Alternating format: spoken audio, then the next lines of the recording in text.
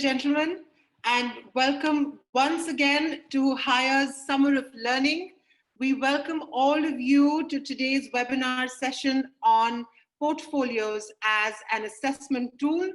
And we're absolutely delighted to see how many of you have consistently showed up for all of our events in the past. And to those of you who are new to Highr, I just wanted to introduce ourselves. Highr is a professional development company for teachers teaching K-12 schools. My name is Pallavi Trivedi and I'm the founder of Highr.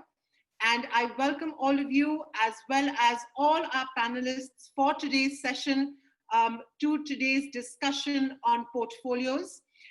Over the last couple of weeks, we've been having lots of very interesting discussions ranging from assessments to how do we gauge student learning and check for understanding. What are the different ways in which we can continue to assess students in meaningful, authentic ways? What are some ways in which we can continue to keep students accountable for their learning, help them keep track of what they're doing? So with all of these questions having come forth from you, it only made sense for us to organize today's session on portfolios. With the emergence of portfolios as an extremely popular way in which to both track, document, as well as share student learning. So lots of those interesting aspects of portfolios will be discussed today. I wanted to start off very quickly by sharing my screen with all of you and by talking to you a little bit about today's panelists. But before that, very quickly, some housekeeping rules for today's session. During this webinar, we just wanted to remind you all that the panelists cannot see you. This is not an interactive session. We will not also be using the raise hand feature in this session.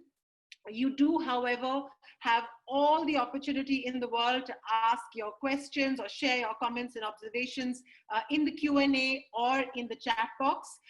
For questions, we request you to stick to only the Q&A box. That helps us as well as the panelists get to your questions faster. And all of your wonderful ideas, your sharing, your observation, things you want to talk about, you can pop all of those into the chat. We encourage lots of healthy interaction, lots of healthy debate, but we do request all of you to use your discretion when you're using the chat box. We request you to be kind and compassionate and considerate towards other people's opinions and point of views. This isn't the kind of space that that doesn't support dissent. We do, but we most certainly also expect you to respect everybody's opinions and point of views. Just for clarity sake, we will be sharing all the webinar recordings for today's session, along with the panelist resources and all the PPTs that are going to be put forth by the panelists today. All of this will be made available on our website, on our YouTube channel, as well as via email to all those of you who registered to attend today's session. Just once again, a gentle reminder, we do not offer any certificates for our webinars. Our webinars are open, free learning events. We invite you to come, to learn, to share. However, we don't certify your attendance at these sessions. So with that, I just wanted to start off by introducing you to today's panelists. But before I do that, very quickly, wanted to talk to you a little bit about how we come out and discuss all of the different things that we do discuss and how these are connected with Highr's understanding of quality teaching and what teachers ought to be doing in their classrooms, and what are some of the things that or aspects of quality teaching that we want to support you with, which is encapsulated in Highr's framework, or the Big Four of quality teaching, where we have put out 4 key areas for teacher professional development and growth, and we've identified these as planning for classroom delivery, designing instruction, managing student progress, and practicing professionalism. So within all of these 4 domains of quality teaching, we tend to design both our webinars as well as our workshops. And today's workshop on portfolios as an assessment tool falls under the domain of managing student progress. And we're hoping that today's discussion will help you reflect on, it'll help you take back some interesting ideas on how student progress, student achievement, student learning can be managed using the interesting tools of, using the interesting portfolio tools that we're going to be talking about today. So introducing you to our panelists for today's session, we have Michael Cottrell. Mike is a project-based learning expert as well as a workshop leader, and is also a STEM educator, and is joining us today bright and early all the way from the US. So good morning to Mike, and thank you for joining us so bright and early. Our next panelist is Ramanjit Ghuman. Ramanjit is the principal at the Oakridge International School in Mohali, and is also an extremely passionate portfolio enthusiast, and is going to be sharing some interesting things that she's been doing with her students over at her school. Last but not the least, we have Anannya Tripathyi. Ananya is a drama educator and a theater professional. She's a company manager at the Third Space Collective Theater Group, and she's also an IB examiner for drama. So with that, I'm going to quickly put the agenda for today's discussion out there for all of you. We are in today's session going to be focusing largely on how portfolios subjects such as art, design, physical and health education, dance, music, drama, all of these in very many ways, subjects that a lot of teachers are struggling to actually talk about within the online space, where student learning is becoming challenging, or is seemingly hard, or we're struggling with interesting or innovative ways in which we can actually assess students for all of these portfolio subjects.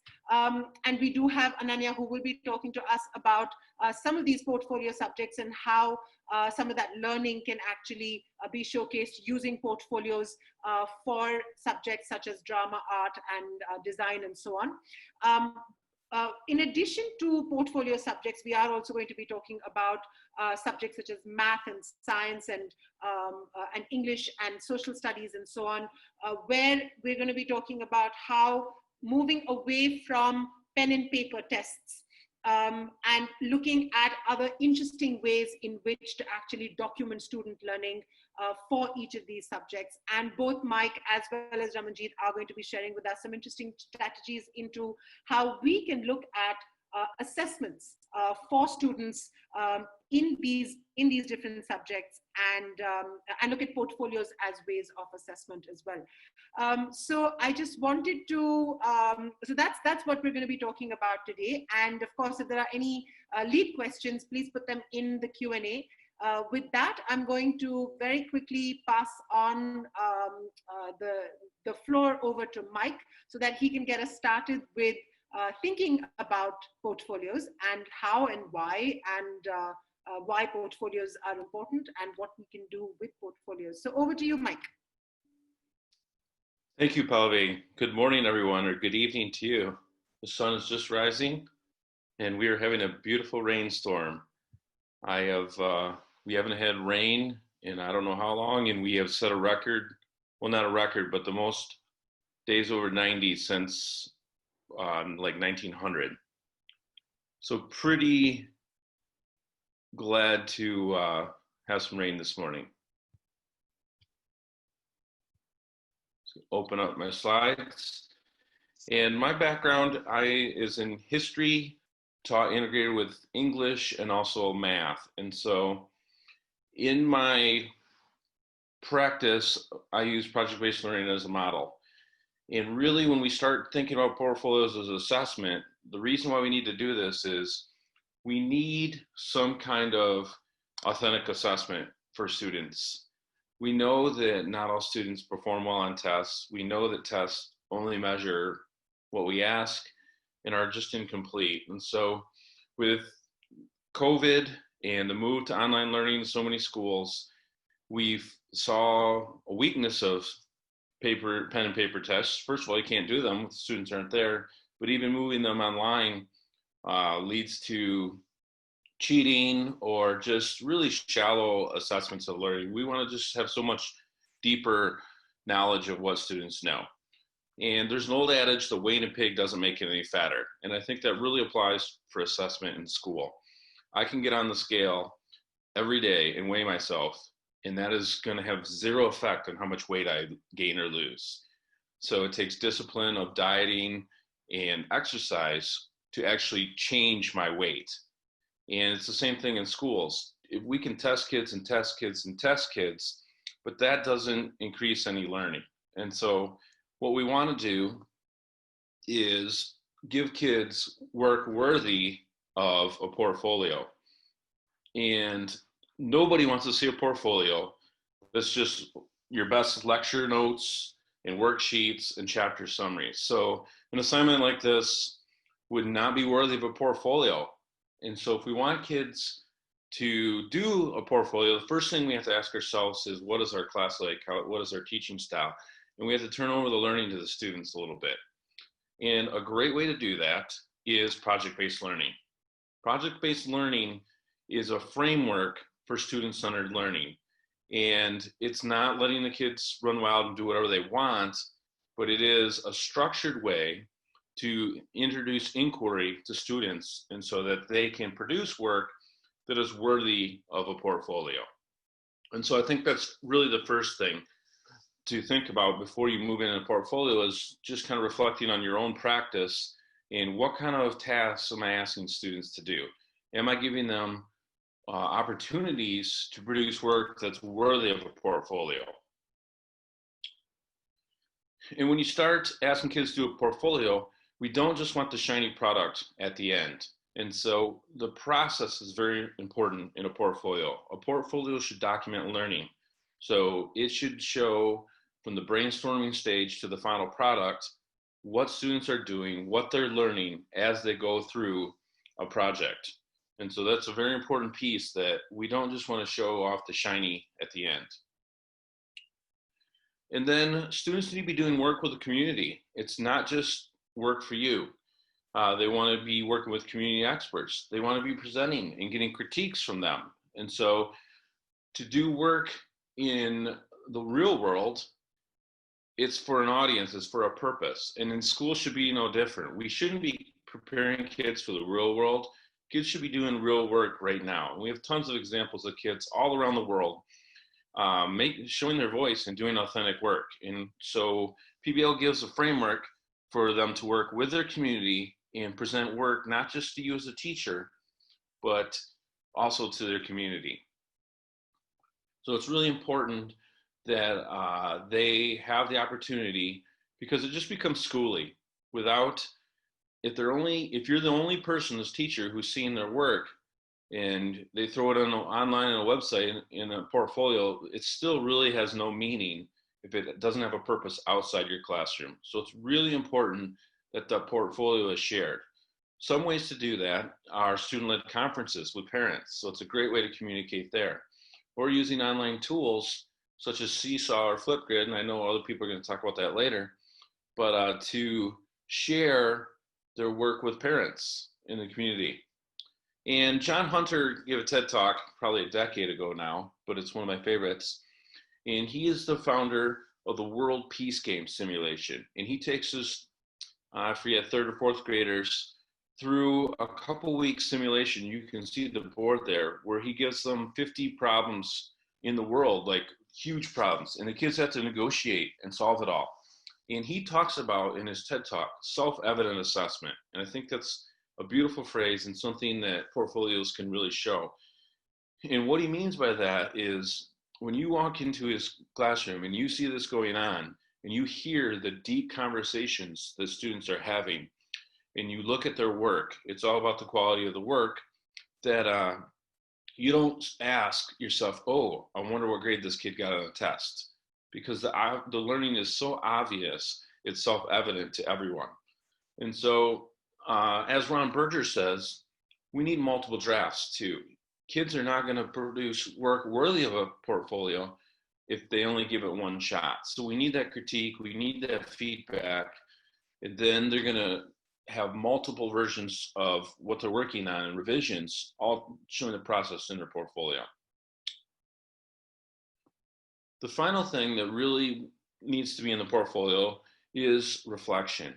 It should not be just the work, because again, we want to show that process, but it should really be reflections alongside the work. And so we should have kids, and this is the metacognition, thinking about what they've done and explaining their process, explaining the decisions they've made as they've developed their portfolio. Why did you choose this piece of work to put it in your portfolio? How does it show your growth?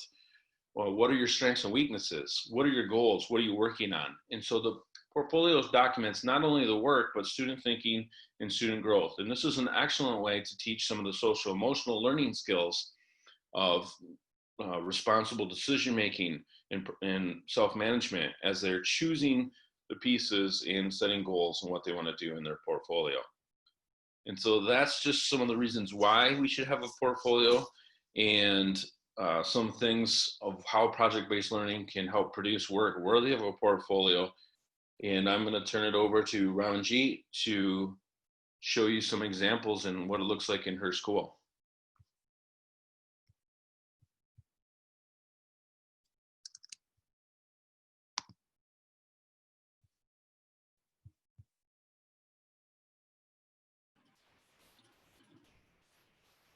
So thank you so much, Mike, and I'll take it up from here. So a very good afternoon to everyone here. And thank you so much for joining us today. And a special big thank you to Highr and Pallavi for having me over for this session today. And let me just present my screen and take you through this session on, yes, I hope you're able to see my screen. Yes. Here we are. Yes, so carrying on from where Michael left, very important to document the process and the product. Portfolio is not just a collection of the student work. It's a purposeful collection. It documents the effort, the progress, and I think personally, I believe that the heart lies in student participation. And like Mike has already told us about project-based learning, so reflection being so integral to it and student participation. So the next 10 minutes or so, I will just take you through the basic steps on how to go about it, because I'm very mindful of the fact that in our audience today, we have a mixed participation. There would be many facilitators who are experienced practitioners of using portfolios, and on a continuum, they'll be very high. Whereas there are some of us who would be just on the verge of starting it, and many of us are going to be in between. So here we go. So the flow of these next 10 minutes is going to be what and why of a portfolio, and how to proceed about, taking a portfolio and using it as an assessment tool. And of course, how do they look like? But they are not in this order. So you're going to see all of this, but it's not going to be in this order. So moving forward, so the what and why of a portfolio. It is a compilation where we want to document the evidence of learning or mastery of any skill. It could be critical thinking, it could be creativity, knowledge, anything over a period of time. But again, picking up from what Mike said, process of learning versus the product. And I'm going to come to that in a little while. But for me, what is very important is that this is a wonderful opportunity for students to take ownership of their learning. Until now, it was considered to be more or less a domain of international schools and some people having best practices. But recently, our national board, CBSE, has recommended that we should use portfolios as assessment tools right up till grade 10. So it would be a good thing to look at how to go about it. The key elements which we have to look at are that first and foremost, everything that goes into the portfolio, when we are using it as an assessment tool, I'm stressing this, has to be linked to the learning objective and the expected outcomes. Because you're looking at it as an alternate way of assessment, because it's assessment for learning, the beauty is that it gives you a lot of opportunity for collaborating. So the learners and the facilitators can have really meaningful engagements, talks, and collaborate. And of course, identify the areas that need work. So those areas become the goals for improvement. And that's how the portfolio is put together. So now the big question, which I said I'm going to focus on keenly, how to proceed.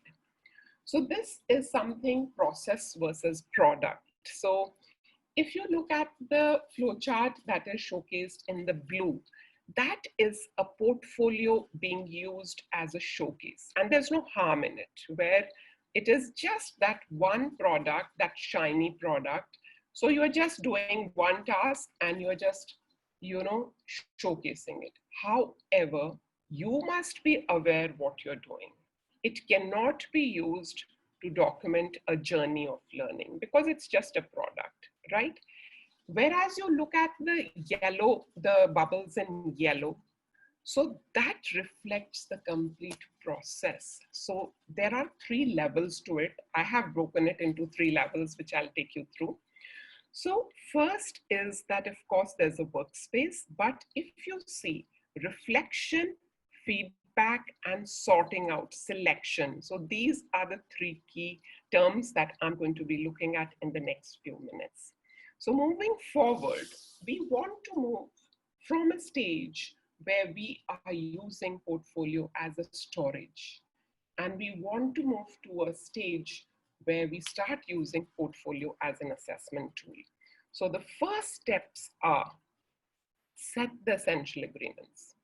If there are 8 subjects being taught or 10 subjects, including drama or music and English, whatever subjects there may be, you will have a couple of teachers who are very enthusiastic. So we do not want the portfolio to be loaded up with and tilting towards one side. So we have to decide what are the essential agreements.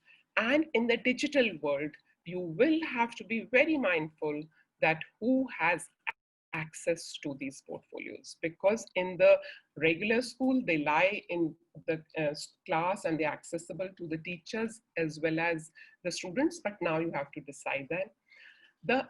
For me, one critical thing is time. If you do not dedicate time to plan, the quality of your planning, especially the assessment tasks and the tools for assessment, and if you do not give space to the child to sit and look at her own work and reflect and then take feedback, you will not be able to move forward on this. So for me, the first level is the workspace. So at our school, we are using Class Dojo. This is a free online resource. I have shared more about this in some earlier forum as well, but you can visit this. This is a free resource, very effective, especially for the first stage where you're using it for a workspace. Teachers just use it on the go because it's so convenient. You can just click a picture on your phone and just shift it to the portfolio. Now, this is a grade 2 portfolio. I've picked up one child, Pranil's portfolio in grade 2, and you can see so many things. You can see some worksheets are lying there. You can see some images there, some projects lie there. So I, along with so many other educators across the world, this is a very interesting terminology, digital shoebox. It is a shoebox, just keep dumping stuff here. Now, before dumping, you would have done a few things like planning, right? So this is the level 1. You have planned your tasks. The heart is, of course, the design, curriculum design, planning the lesson. So you would have done all of that. You have evidences of learning. You can use Google tools, you can use ClassDojo, you can use Seesaw, you can use any tool that it could be just a drive, but ClassDojo is very simple for this level 1. The role of the teacher is use of the tools, curriculum design, setting essential agreements, getting everything in, and then we move forward to the level 2, which is actually where all the action happens. This is where we move on to assessment. So whenever we have designed the task, we have supported it with an assessment tool. So many of you now, I think all of us, thanks to this learning series that we are seeing, all of us are pretty familiar with co-created rubrics, with checklists, ways to assess rather than a pen and paper test. So once you do all of that, key feature at this stage is reflection and feedback. So now, again, one tip here, don't wait till the end of the term. So if the task is accompanied by an assessment tool, the student will self-assess. If it needs a self-assessment, of course, then the teacher feeds back, and from there you move forward. And let's see what you do next. So self-assessment has happened, teacher assessment has happened, feedback has been given, and this is an example of, we have done it on ClassDojo. So this was a task given to the child, same child, Pranil, and Pranil has picked this up as his portfolio piece. So after writing this, the child went and did this checklist as a self-assessment, and then the teacher has gone and given the feedback, right? So she's given the feedback because she's looked at it, and she has made a suggestion also that it would be good if the research sources could be mentioned. And why Pranil has picked this piece is because he feels that he did a good inquiry on this topic and he reflected well. So this is a grade 2 portfolio, mind you. And this is how the remarks get shown on the tool. So becomes so very easy for everyone, and they can be easily shared with the parent. Child can use it in student-led conferences, etc. This is another example. So here you can see that there is a single point, there's a checklist, and then again you will see where the teacher has sat with the child and they have again got into the depth. This was a task where Earth Now and 50 years hence kind of a task was there, and the checklist is self-explanatory and the discussion has happened and it goes on, and if the child decides to take this, it is his or her choice. This was a teacher selected piece. So the teacher has decided that wonderful work happened, fit to go into the portfolio. Now, how do the portfolios actually look like? Now, as teachers, what we want to do most of the time is standardize. So just fight that, thought of standardizing, because each portfolio will be unique. It has to be unique because each child is unique. So that discussion where the child sits and reflects that why do I want to choose this piece? What do I want to highlight? What am I proud of? How does it showcase my learning? What have I learned? What I want to learn further? So very important that these questions are asked by the child so that to herself or himself and along with the teacher make that choice of picking up the pieces. So in your first, when it was a shoebox, you had so much material lying there.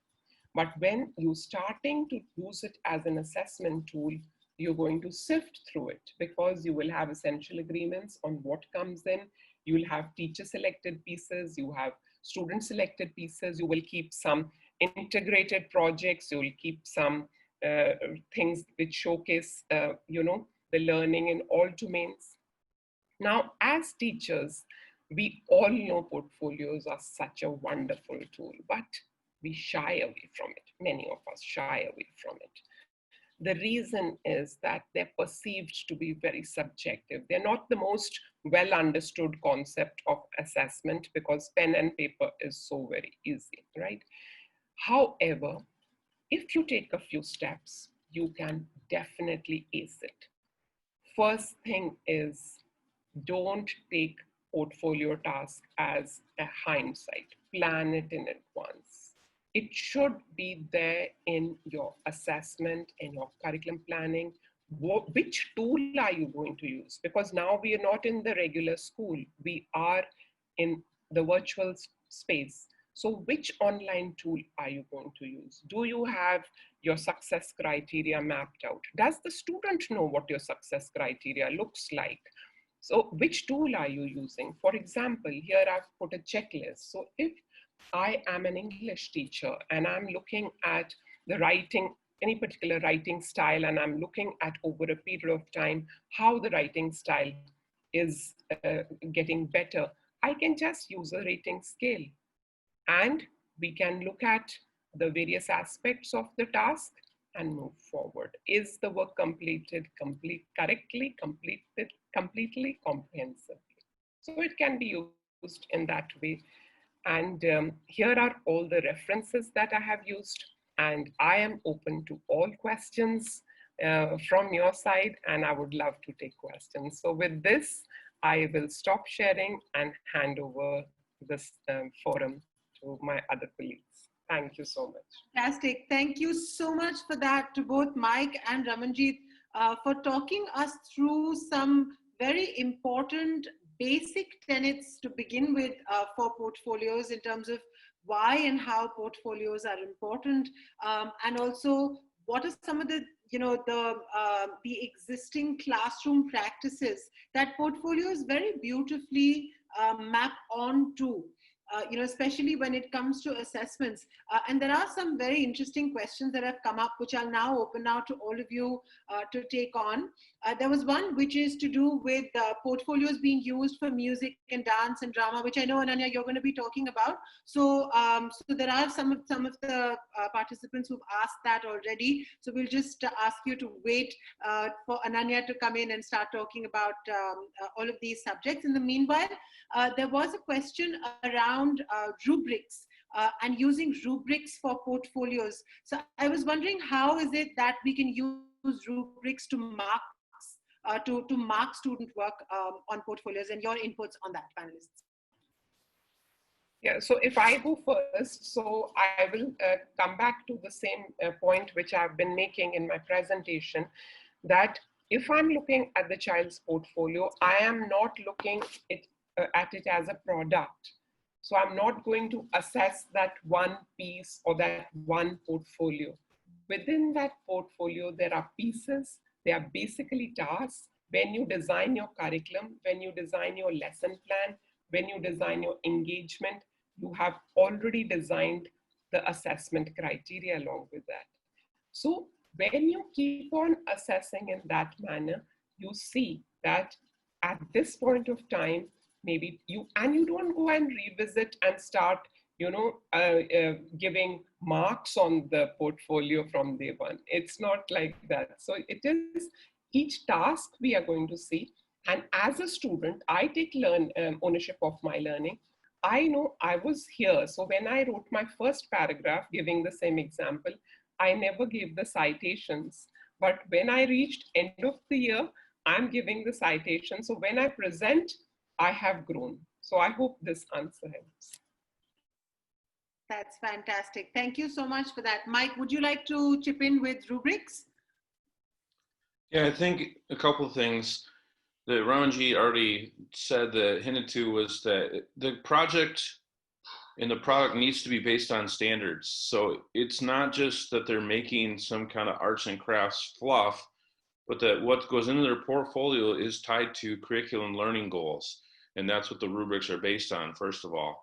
And then second of all, the real purpose of rubrics isn't for putting grades in your grade book, but for student growth. And so the rubric should help students self-reflect on their learning. And so it's really less important about the grading and more focused on the learning. And the rubric's going to help the student. They should really be able to use them as themselves and with peers to see whether or not they're growing in accomplishing what they should be. Absolutely, and that makes so much sense when we think about rubrics as well in and of themselves, whether we're using rubrics for portfolios or whether we're using them for other kinds of activities.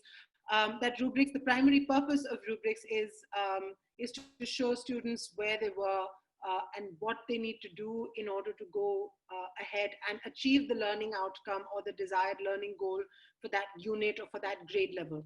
So which is why I think portfolios become a very beautiful way in which to actually map the progress around these learning objectives and to show the student's trajectory, the growth trajectory across that learning objective or a variety of learning objectives. But one of the things that some teachers tend to struggle with is actually getting students started with portfolios. What can teachers do to get students to engage with portfolio work? It does sound very cumbersome sometimes, even for kids. How do they go about introducing the idea of portfolios to their students? How do they get students to actually make these portfolios? So if Ananya, if you'd like to maybe take this one and start with that. Yeah, thank you, Pallavi. Welcome, everyone. I'm very excited to talk about portfolios since that's something that I've been doing for past couple of years, and I'll go into what the question was, Pallavi, with maybe later in the presentation and when it comes. I'll start with my introduction to portfolio, which happened only when I came to IB. And I'm an actor myself. I've been doing plays and performing, and the very fact that all of that now through portfolio could be documented was such a surprise. And we, as artists, we also tend to sometimes ignore the writing part of the process. And with portfolio, I sort of realized that it was so important to be able to write about one's process, to be able to articulate one's process, and how that started helping other people to see what helps in a process and what doesn't. I'll also start the sharing of my presentation. Just give me a second.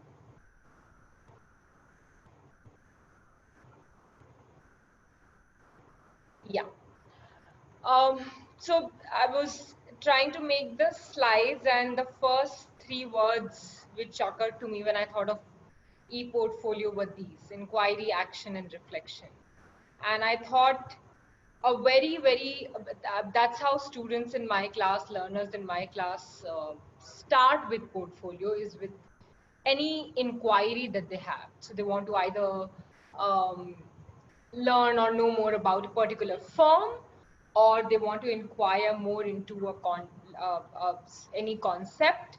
And that's the beginning point of portfolios usually in our classes. My introduction to teaching was also very much process based. So I kind of started liking the way portfolios were built because the focus was on how you're doing something rather than what you're doing. So as Mike and Ms. Ramanjit have spoken already, that the process in portfolio becomes really important.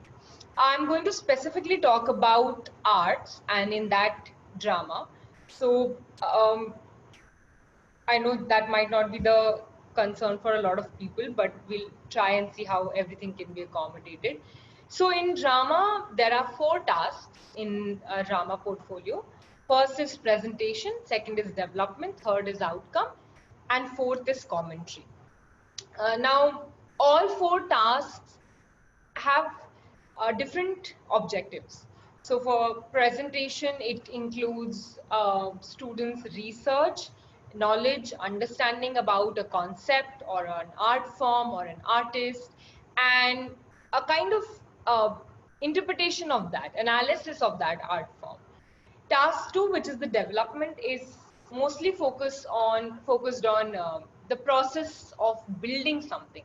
So you develop an idea, and then you develop the process of the idea. So for example, if I want to make a street play, I first figure out what do I want to do in street play, what is the content of the play that I'm making, and then I track the development of the street play. So from day one of rehearsal, I go to the last day of rehearsal, and that is a journey which I track, and students are supposed to write that in task 2. Task 3 specifically, it's outcome. Initially, it used to be a mix of task 2 and task 3, but now outcome has been, it's a separate task in IB.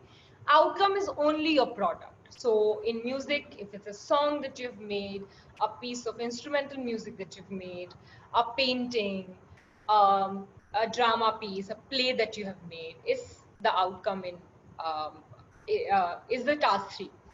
And task 4 is commentary, which is where your reflection comes in. So task 4 is all about bringing it together. So how and why, and if you've been able to achieve what you set out in task 2, is something that you reflect on in task 4.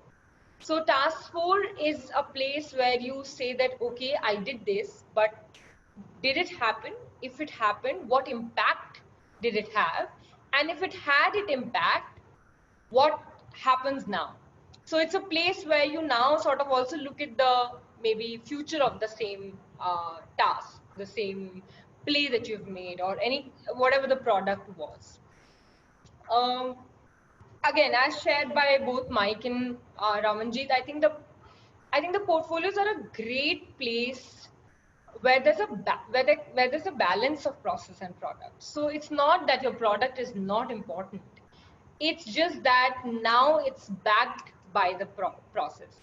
So you see the product, but you say, oh, okay, this has happened to make this product possible, and also gives, in a way, gives the student the vision to say that, does it match? So if my process is this and the product is this, are the two matching, or is there an imbalance between what I set out to do and what has happened now? And that is why the journey becomes really important. It also helps you to understand your own expectations and the goals that you have set out. I'm going to showcase a couple of student work examples of drama specifically.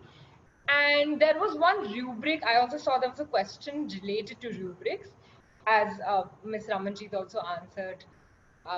There was a rubric that students themselves made for set design. So there's a unit on set design that we do, and we look at set design and light design, scenography through portfolio in drama. And in that, students had designed a rubric. So I'm going to share both with you. This is the rubric. Can everybody see the rubric? Okay. This is the rubric where creative use of the space, imagination, relevance to the theme and choice of material. These were the strands, criteria against which they were assessing themselves. So groups were assessing each other. Sorry to interrupt you, but we can't see the rubric on the screen. Oh, I'm sorry. Just a second. I'll just start again. I think now you can?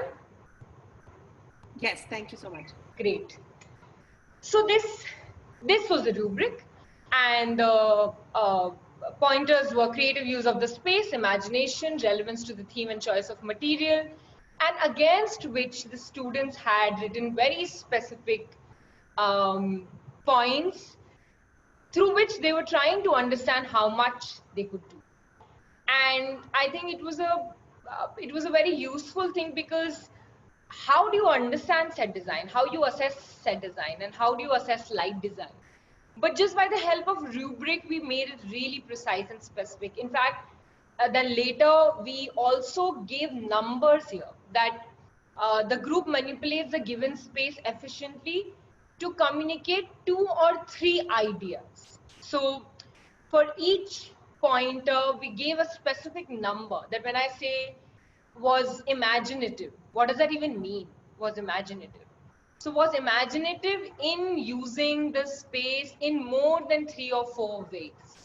And I think that's kind of specificity really helped us and the students to see that, okay, this is what we mean when we say exceeding expectations. This is what we mean when we say proficient.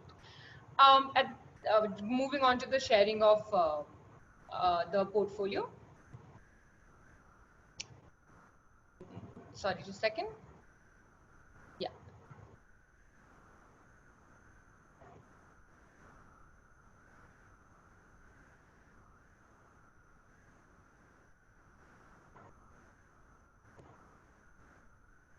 This is what a research task looks like. This was a student last year, and they were researching forum theatre, and the in IB there's a specific statement of inquiry, and the portfolio has to be in line with that. The final portfolio which students make has to be in line with that inquiry. So this was the task where there's a whole lot of research, but not only research. The point of the research is that you're able to grasp the method and the philosophy of the artist, of the art form. So if in the same rubric, in the same task, as you can see, if the student would have only written facts about theatre of the oppressed, it wouldn't have been as productive for the student as this kind of task one, where there is more of an analysis, interpretation, more of a discovery of the process of the artist. So even the research is looking at the process of the artist. What are the techniques used? What are the terminologies used? Why is forum theatre useful in having an impact? Why is it used worldwide? Why is it so famous with people? And why is it so famous, particularly with masses, when you're working with um, any kind of issues of inequality or fairness, development, and that was the focus of the task one. So the student here has specifically written about forum, focusing on its process, which enables people to have a dialogue, enables people to have a conversation about the injustice, inequality, incidents of various issues that that are present in society. This is what a task one looks like. Task two was this, which is a development. In this, the child was able to track, starting with what was their initial idea of forum theatre. So as you'll see, the initial idea was they were trying to work with monologues on partition. And from that, because of various challenges and various problems that they could already foresee, they moved on to working with uh, uh, the employees of the school, guard bhaias, didis, and they built a forum play with them. Now, I think it was only possible because they sat down and they said that, okay, why monologues on partition and interviewing people who have gone through that will not be possible. So there was a very, as Mike has already shared with us, there was a very specific incident of self-evident learning where they themselves sort of noted that this will not work for us. So we need to find an alternative way to move forward with this. Hence the change in plan and then the whole process. There are extracts from different days of their journal where they talk about each rehearsal process, what happened, any particular exercise that they used. So as if there are theatre practitioners here or people who have done theatre in some or the other way might know that forum theatre uses very specific exercises to enable that dialogue, to enable communication between spectators and actors. And what were those exercises? quoting those and how were they helpful, really helped in writing the developmental process here. Then comes the task 4, which was more of a reflection. Now again, IB allows us to really experiment with these, and one can record these. It doesn't have to be written, so you can record them. There can be audio, there can be video of you recording these, but here the child chose to write about them, and hence the written work. Again, the focus of commentary was not just to say whether the play was good or bad, but whether it, it, it achieved what it had set out in the beginning. So whether it achieved that interaction between the working members in school, and whether it was able to open some kind of space for them. And as long as that happened, that the goal was achieved in a way.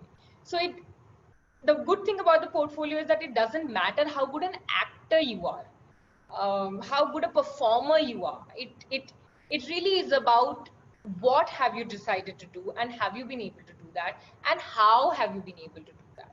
And I think that is a very, very, very strong aspect of the portfolio, that it doesn't judge you, grade you on the basis of how talented and how smart you are, but rather what is the kind of hard work that you put in your process. I'll quickly move on because I know this will take longer.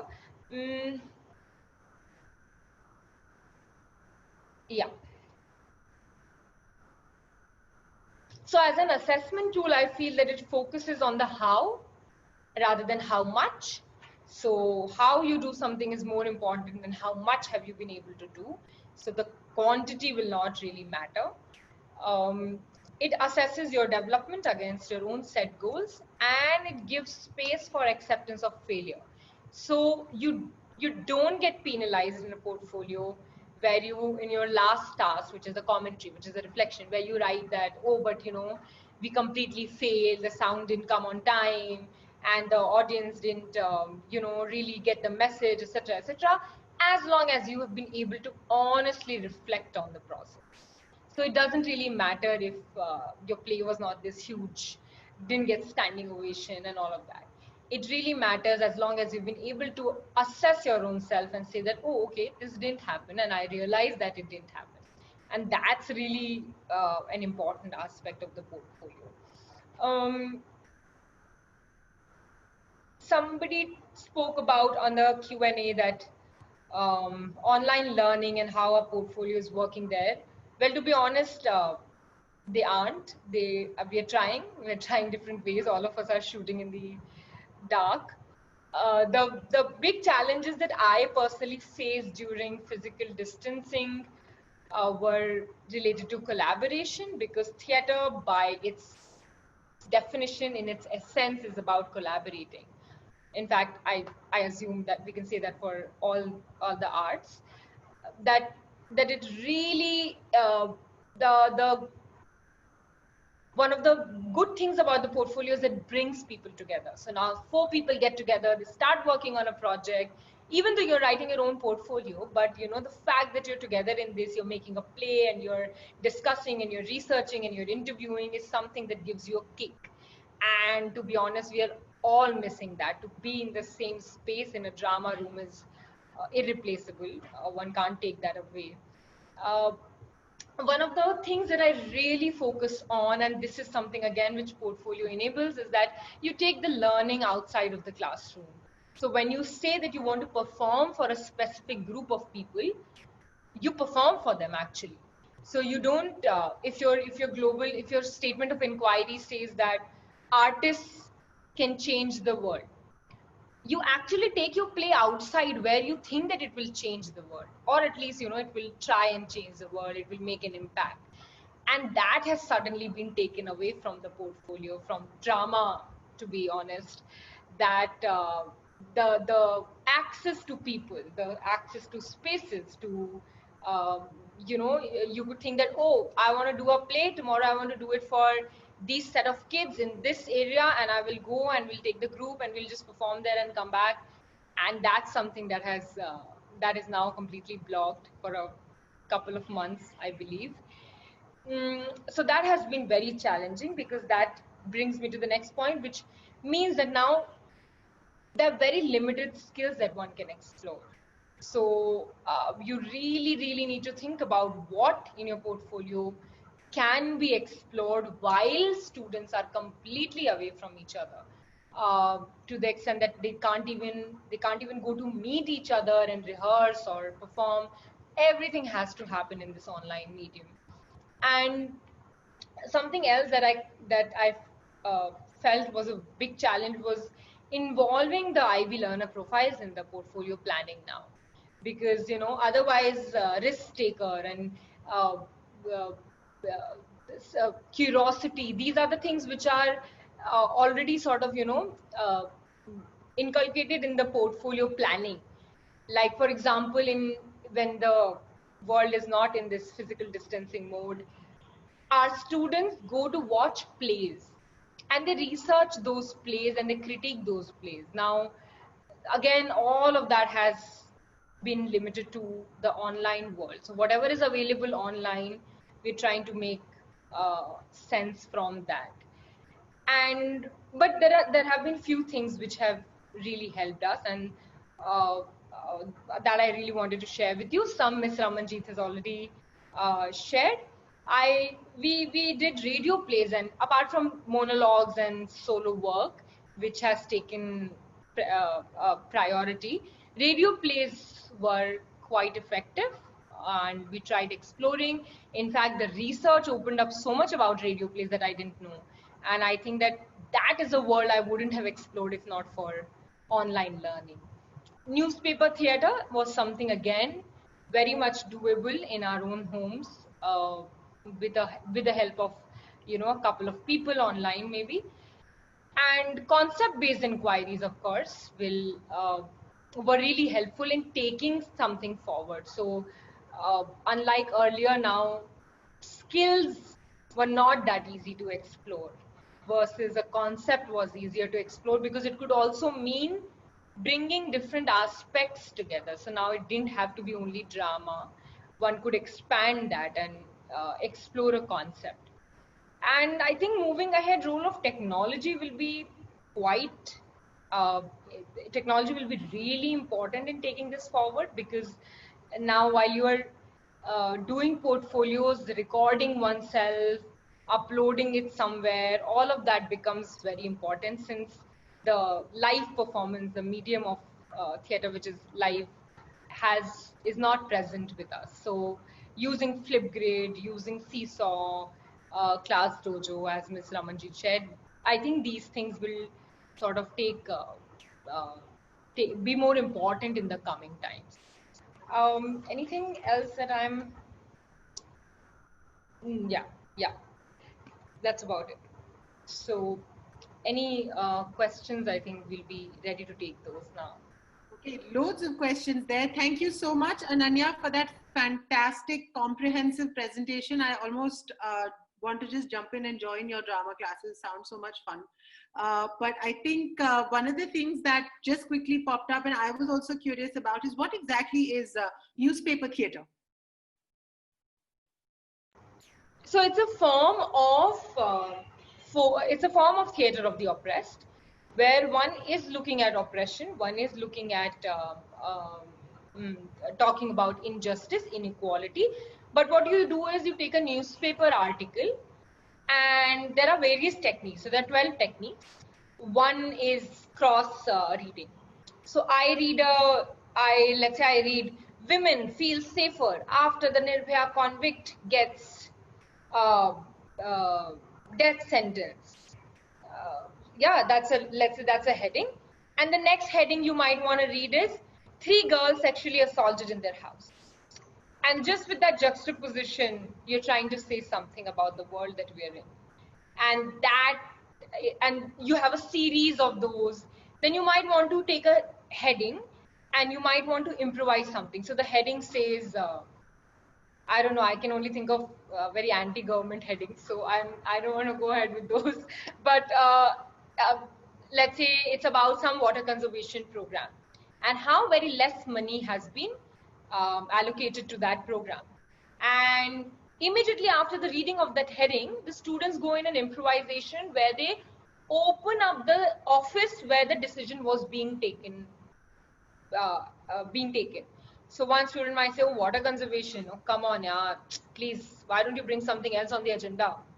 Something else." And then finally, they say, "Sir, acha, we have to give this to the newspaper. What should we do?" And then someone says, "Oh, okay, just write this headline and give it to them." So you can open a sort of you can open the space of any headline news that you see in different ways.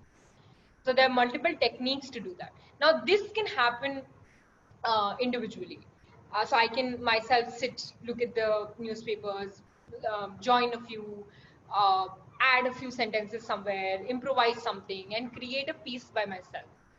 In fact, students in my class did it in a group, and that was also really, it worked for us. That's wonderful. Sounds very interesting. Thank you for that, Ananya.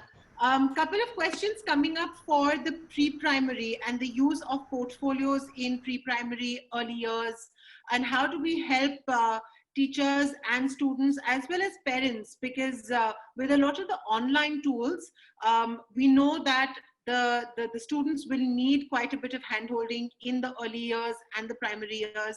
So Ramanjit, what are some of the ways in which we can actually allow for pre-primary and primary students to make more effective use of portfolios? Yes, thank you, Pallavi, for this question. And it's challenging all early years practitioners.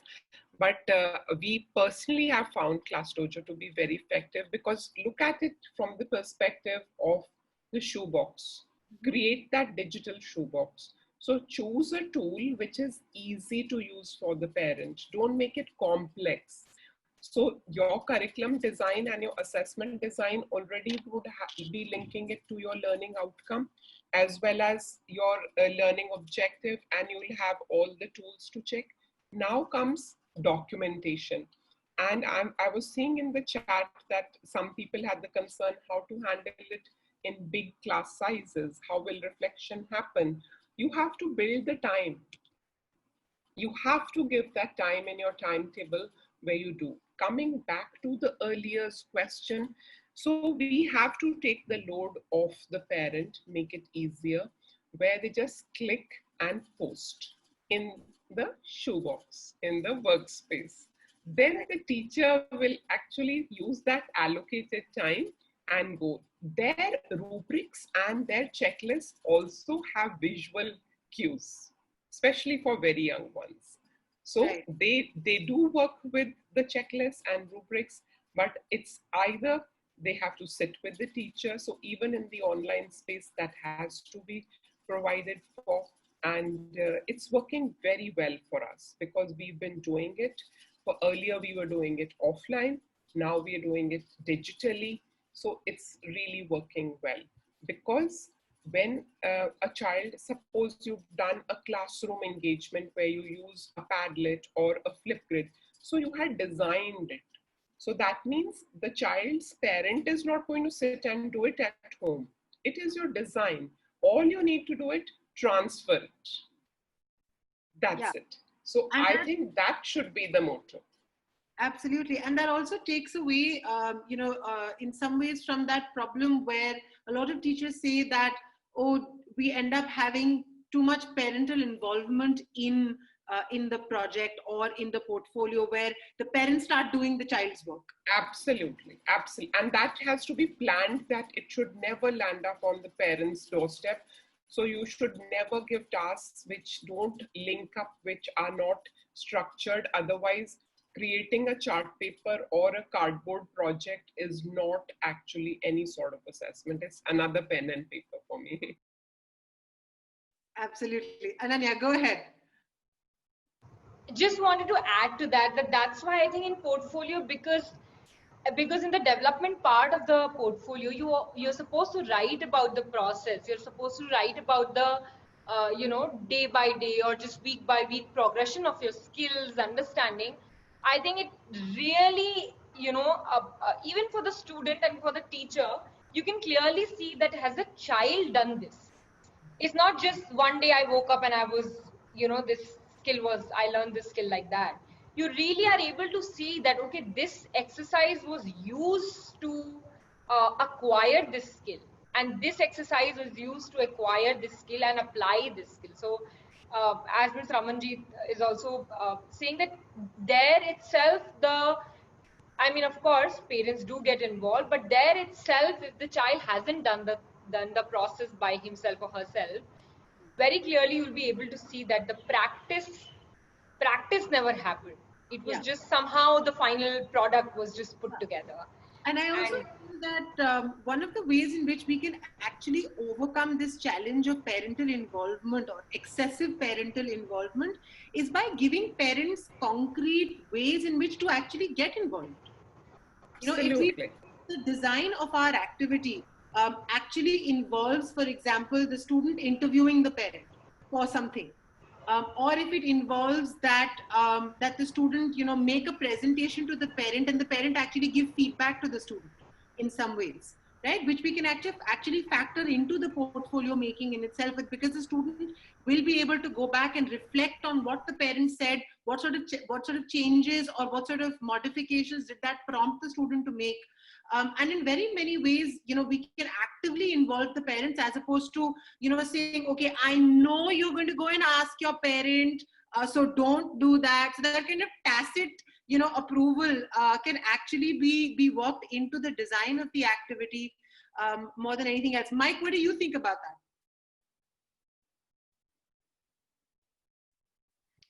Yeah, I was just typing in the chat. I agree with you totally. One of the things you could do as a teacher is, we often use sentence stems with students. Give sentence stems to parents, basically inquiry questions. Here's a list of questions to ask your students while they're working, your kids. So give them some ideas on how to have a conversation with their children about their work and have their, basically reflect with their kids on their work.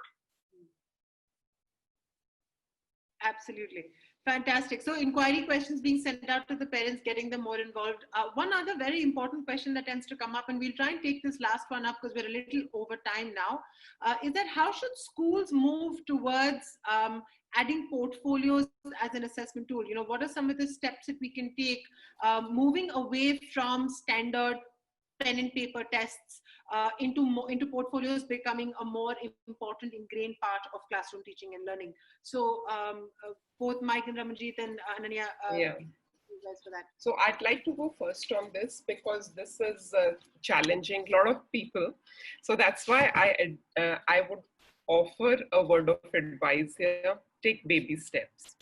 So don't try to jumble up too many things. Yes, understand your planning stage. What is a portfolio? In the regular life, if you were making a hard copy, it would be something that would be concrete. Now in the digital space, it is somewhere where you are showing the progress. If it's science, so you have taken some skills and shown how it improves. So whoever is actually at the starting phase, look at your lesson plans.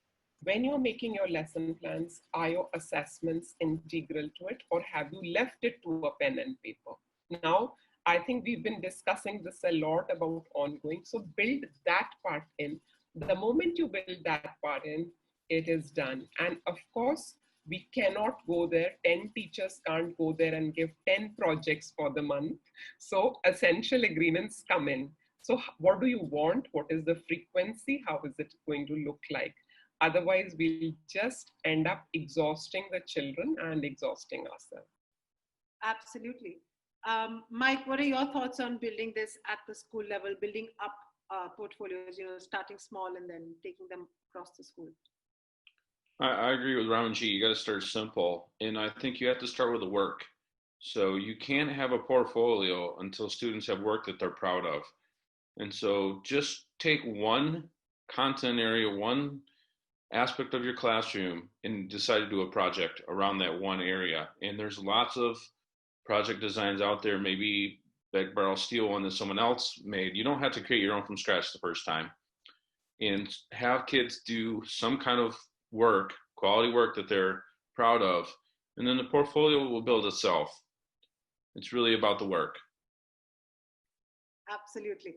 That's wonderful. It really is about student work and giving students the opportunity to be able to showcase things that they're proud of, that they've made and built and love. And have learned something from. And I think portfolios are a fantastic way of promoting student agency, promoting student voice and choice, giving them the option to share what they've learned and to reflect on what they've learned to further their own learning. So on that note, I wanted to just thank all the panelists for all the wonderful ideas, for all the great discussion, and to all the participants for all the great questions that you asked and for the enthusiasm towards portfolios. And we're hoping that while of course portfolios are a huge area of discussion, we're hoping that you've taken away some snippets or some insights into how you can start thinking about portfolios if you haven't thought about them yet, and what are some interesting ways in which you can use portfolios with your students. We'd love to hear how you're using portfolios in your own classrooms, so do make a mention of that on our social media platforms. Share what you're doing with portfolios in your own classrooms there. And thank you so much for joining us today. Thank you, Mike. Thank you, Ramanjit. And thank you, Ananya, for being with us today. It was great listening to all three of you.